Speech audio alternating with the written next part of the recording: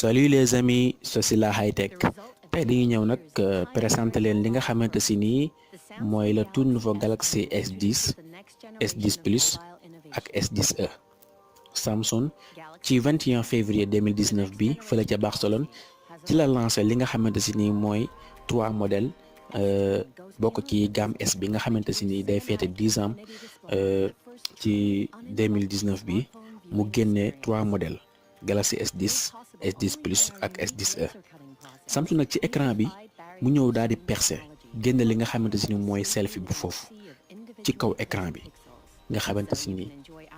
selfie bi ci écran bi la nekk écran infinity nga xamante ni téléphone bi yëpp écran lay noonu du am notes ak ci wàllu écran mu ñëw def li nga xamante mooy dynamique AMOLED nga xamante si ni HDR10 plus lay nekk benn téléphone mësul am loolu ci wàllu écran Samsung moo ñëw daal koy créer Samsung ñëw def li nga xamante si ni tamit mooy empreinte sous écran nga xamante ni sa loxo ngay teg ci kaw écran bi rek mu direct sa empreinte daal ubbi téléphone bi lu kawe ci wàllu sécurité.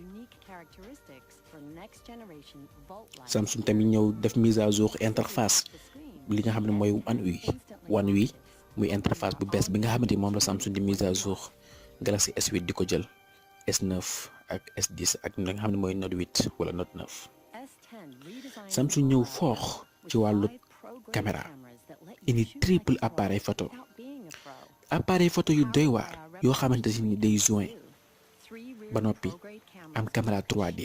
nga xam day détecté environnement bi nga jëlee photo bi mu adapté ko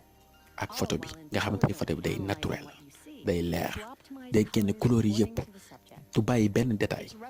Samsung ñëw ci wàllu selfie mu indi vidéo 4K nga xamante ni da ngay def vidéo di filmer mu leer nañ mu mel ni ki caméra professionnelle nga yor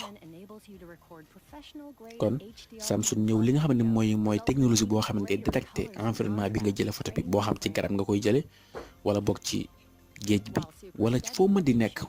mu détecté ko daal koy fonctionné mu nga mën a am photo bu naturel photo bu leer naññi. ci wàllu rapidité Samsung ñëw indi processeur boo xamante ni bu mucc ayib la bu musta am ci wàllu téléphone processeur bu gaaw boo xamante ni application boo mën di ubbi moo xam jeu la wala application bu diis boo mën a am téléphone bi da koy ubbi gën gaa mucc ayib ci wàllu gaawaay. Samsung indi 6 giga de RAM dem ba sax 12 giga ci version boo xamante ni version 10 plus bi la. Samsung tamit il li nga xam ne mooy partage batterie des fois téléphone vide bu fekkee yor nga Galaxy S10 mën na ko may batterie may ko énergie nga charger téléphone da nga koy ñëw teg ci kawam rek du fees. ci wàllu tamit GPS Samsung ñëw gën koo développé